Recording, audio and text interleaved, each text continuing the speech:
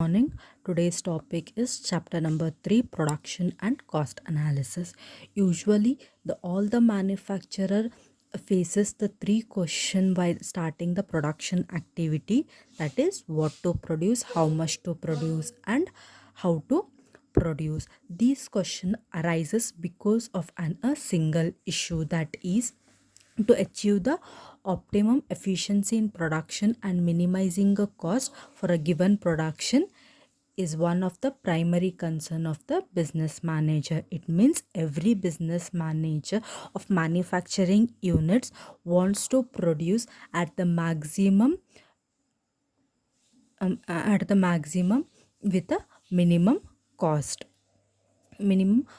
This idea of reducing the minimum cost always makes the manager to face a few of the questions. First question is, how can a production be optimized with the given resources? Means whatever the resources we have, how to produce at the maximum using the those available resources. This is the first question.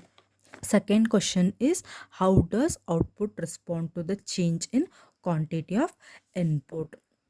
Whatever the production output will be there, no, how it will respond to the quantity of input which is used in production activity. How does technology matter in reducing the cost of production? So the third question is that the manager faces, how technology is useful in reduction of an cost for production. So fourth question faced by the manager is, how can the least cost combination of input can be achieved? So how can be the combination of input should be made so that the cost will be minimum. The last question that is faced by the manager is,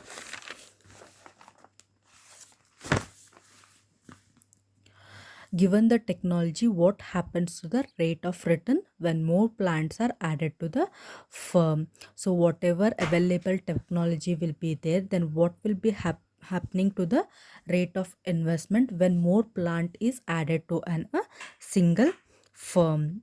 So the theory of production provides you a theoretical answer to all these questions, but with a hypothetical condition. But there is one disadvantage for the production theory, that it does not provide a solution for the real life problems. Before going through the theory of an production, let us see some of the basic concept. First one, what do you mean by a production? Production means transferring input into an output with a value added.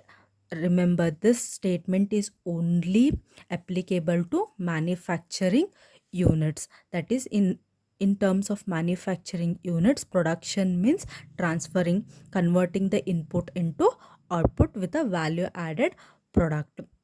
For example, Dairy Milk Company changes a dark chocolate into sweetened chocolate bar, and it also adds a value like adding a dry fruits, adding a butterscotch nuts, etc. This is called as a production. Next point is input and output. An input is a good or a service that goes into the process of production, like labor, capital, land. So input can be a goods or a service that is used for the production of particular thing like labor, capital, land, etc.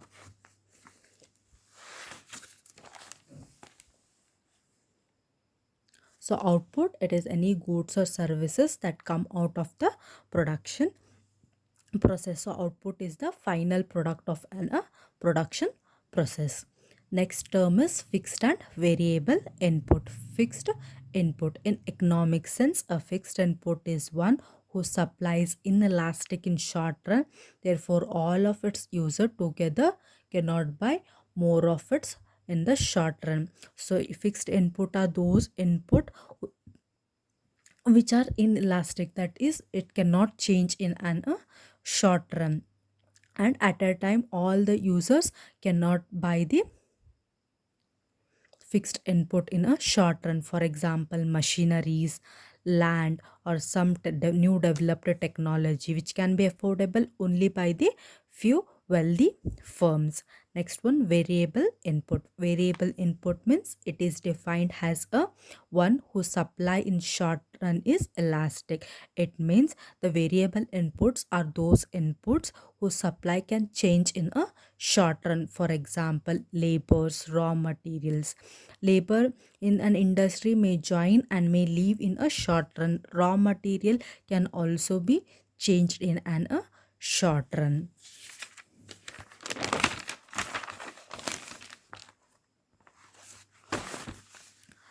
Next term is short run and long run, very long run period. The short run refers to the period of time in which supply of certain inputs like plant, building, machinery, etc. is fixed or inelastic and used in an a fixed and inelastic or is inelastic and are used in an a fixed quantity.